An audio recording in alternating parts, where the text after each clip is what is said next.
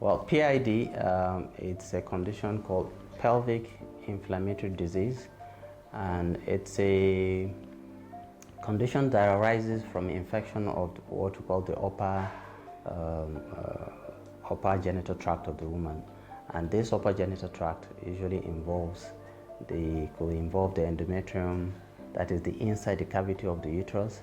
It could involve the tubes, and then sometimes the ovaries. Now, generally, PID is caused by, in more than 90% of the times, PID is caused by organisms which are generally considered as sexually transmitted organisms. That is, sexually transmitted infections are the commonest cause of PID. And in this group, we have two main organisms that are notoriously associated with PID. One of them is what is called Chlamydia trachomatis.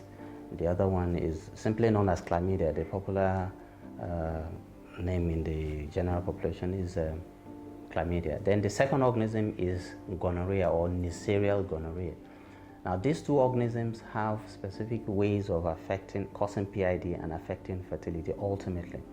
Now, gonorrhea causes, generally both of them cause what we call inflammation in the genital tract, to the extent that ultimately the fallopian tubes get obstructed or blocked, and that is where PID actually impacts on fertility. PID impacts on fertility because there is the ultimate complication of it, which is tubal blockage. In fact, in most cases, women who have PID, particularly PID caused by chlamydia, it's usually silent, asymptomatic. A lot of ladies have it, they don't know that they have it until when they are ready for conception, and then maybe in the process of trying to get pregnant, they find it difficult to get pregnant, and during the assessment they see that the tubes are blocked. So generally, chlamydia silently blocks tubes. Neisseria gonorrhea, on the other hand, sometimes when a woman gets infected with it, it shows, because usually it comes with symptoms that make her avail herself to a hospital, and almost always treatment can occur. Now, sometimes treatment may be poor. Where treatment is poor, even when it is one treatment is not complete, usually also the woman may develop in the future complications related to tubal obstruction. Now, when we see PID complications, as I said, the major issue is fertility problem. We're finding it difficult to get pregnant.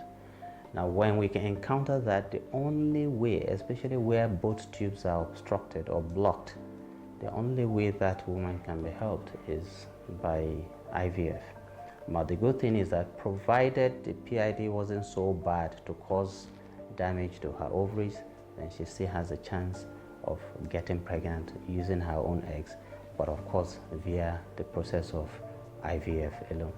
So basically, PID, the major complication, the major fear, as I said, the major cause of it is sexually transmitted infections. The major symptoms complex that causes infertility is its association with tubal blockage, and when that happens, IVF is the only way to go.